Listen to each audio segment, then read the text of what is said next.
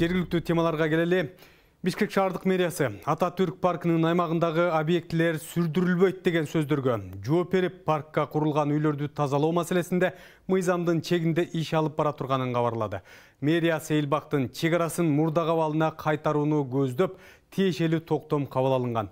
Соңку 20 жылдын ичинде парктын бир топ бөлүгү жеке менчикке өтүп, турак жайлар түшкөн эле.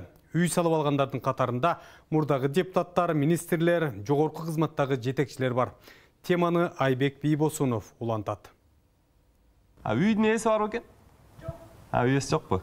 Коомчулукта Ататүрк паркынын жеке менчикке берилип кеткен жери боюнча талкуу күчөп, андагы турак жайлар бузулабы же калабы деген суроо жаралды. Талкууга Бишкек мэриясынын Сейил Бактын чек араларын 1992 жылда абалга келтирүү боюнча токтому негиз болду. Шаар бийлиги тиешелүү мекемелерге төмөндөгүдөй тапшырмаларды берген. Бишкек шаарынын мамлекеттик администрациясынын жогоруда аталган токтом менен бекитилген чектерде парктын жер участоктарын кайтарып алуу боюнча чараларды көрүүсү, Сейил Бактын аймагында мыйзамсыз тургузулган кыймылсыз мүлк объекттерин бузууну жүзөгө ашыруу, Сейил Бакка келтирилген зыянды күнөөлүү адамдардын эсебинен калыбына келтирүү боюнча иштерди жүргүзүү, укуктук баа берүү жана Сейил Бактын чектеринде жер участоктарын бөлүп берүү жөнүндө чечим кабыл алган адамдарды жоопкерчиликке тартуу үчүн материалдарды прокуратура органдарына белгиленген тартипте жөнөтүү. Мэрия мурда курулушка бөлүнгөн 43 гектар жерди паркка кайтаргысы келет. Клуб Кейджи менен OCRP уюмунун журналисттери 2000 жылдан 2008 жылга чейин Ататүрк паркынын аймагынын жери кантип жеке колдорго өтүп кеткенин иликтеген. Ачыкка чыккан маалыматтарда мурдагы мэрлер Медетбек Керимкулов, Данияр Үсөнов, Арстанбек Ногоев жана Нариман Түлеевдин тушунда 200гө жакын адам жер тилкесин алган. Алардын катарында мурдагы министрлер Болот Абилдаев, Ильяс Давыдов, Мустафа Кидибаев, Курманбек Осмонов, Калыкбек Султанов, Турсун Турдумамбетов, Абдулда Суранчиев, Өмүрбек Кутуев, Кеңешбек Дүйшөбаев, Александр Костюк, мурдагы премьер-министр Апас Чумагулов, мурдагы премьер-министр Жомарт Оторбаевдин апасы Мария Нанаева, Бишкек шаарынын мурдагы мэрлери Нариман Түлеев менен Кубанычбек Кулматовдун аталары Ташболот Түлеев менен Кеңешбек Кулматов, мурдагы президент Сооронбай Жээнбеков, ошондой эле мурдагы депутаттар, соттор, прокурорлор жана башка аттуу-аштуу адамдар бар. Депутат кезинде Сейил Бактын 7 сотук жери тиген Сайдулла Нышанов мындай дейт. Конституциялык норма боюнча бир адам бир жолу мамлекеттен ошо жер алып укуктуу деген мыйзам бар да, ошонун негизинде биз заявление жазганбыз, 10 депутат анан берген.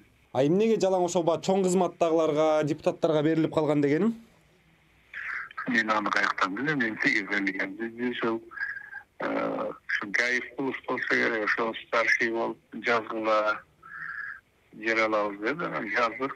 Ошондон соң расход болгонбуз, справка үй жок, халык деген жер алган эмес деген. Журналисттик иликтөөдө соңку 20 жыл ичинде парктын дээрлик 3/4 жеке менчикке берилип кеткени айтылган. Бүгүнкү күндө парктын бир бөлүгү өзүнчө районго айланып, анда заңгыраган турак жайлар, көп кабаттуу үйлөр салынган. Мына эми чыныгы бийликтин жүзүн биз көрөбүз. Мэриянын, президенттин чыныгы жүзүн көрөбүз. Мына биз бүгүн да көрүп жатабыз. Карапайымдын ишканалары бузулуп атат, үйлөрү бузулуп атат. Аны биз туура колдоп атабыз, себеби мыйзам болуш керек. Бирок ошол мыйзам бүгүн чоңдорго иштейби? Ошол мыйзам бүгүн өмүр бою мамлекетти тоногон адамдарга иштейби же иштебейби? Бул сыноо, бийлик үчүн сыноо. Бишкек мэриясы Ататүрк паркына байланыштуу токтомуна толук түшүндүрмө бере элек. Ушундан улам андагы заңгыраган үйлөрдүн тагдыры боюнча ар кандай кептер айтылып, мэриянын дымактуу демилгесине ишенбей жаткандар да көп. Анын үстүнө жер тилкелери 2-3 колго өтүп, өз акчасына сатып алгандар да бар. Жогорку Кеңештин депутаты Дастан Бекешев мэриянын токтомун коомчулук бир аз жаңылыш кабыл алып жатат деген ойдо.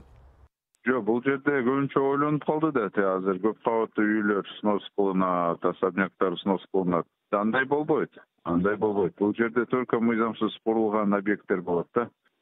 Бул жерде тарыхый чечим болуп атат. Бул өтө керектүү нерсе, себеби мурун Ататүрк парктын чек арасы жок болчу. Азыр эми бүт жерлер киргенден кийин жаңы курулуштар болбош керек да. 16 мартта Бишкек мэри Айбек Жунушалиев Ататүрк Сейил багы боюнча маалымат жыйын өткөрө турганы расмий кабарланды. Арча демилгелери коомдук фонду Бишкекте 2014-2021 жылдары аралыгында 479 гектар жашыл аймак жоголгонун аныктаган. Буга суу тартыштыгы, бактарактардын каралбай калганы, мыйзамсыз курулуштарда себеп болгону айтылат. Бул 500 гектарга жакын жашыл аймактын катарында Ататүрк сейил багынын 43 гектары да бар.